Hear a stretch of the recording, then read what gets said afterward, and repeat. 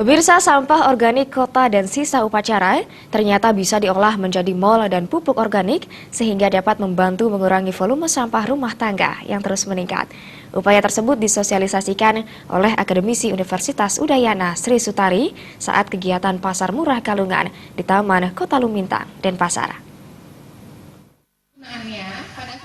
Usai kegiatan keagamaan di Bali, dipastikan ada peningkatan volume sampah yang berasal dari sisa upacara seperti janur, bunga, dan buah. Ditambah lagi sampah organik kota seperti daun dan lainnya yang dihasilkan masing-masing rumah tangga membuat TPA semakin menggunung.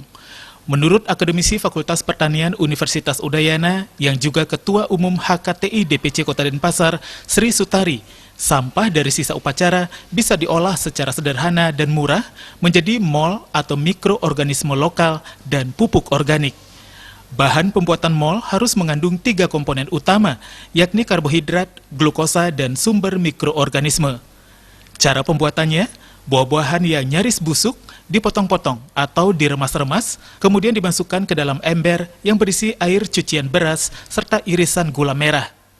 Diamkan dalam keadaan tertutup selama 3 hingga 7 hari untuk proses fermentasi. Mol ini bisa diaplikasikan langsung ke tanaman sebagai pupuk cair. Berdasarkan penelitian, mol mengandung mikroba fermentor yang juga dapat mempercepat proses dekomposisi sampah organik menjadi kompos yang bisa diaplikasikan di bidang pertanian.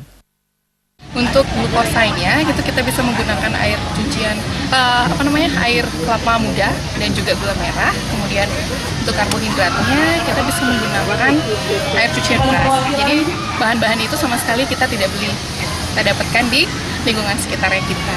Dan untuk sumber bakteri itu bisa menggunakan buah-buahan sisa upacara yang menjelang busuk.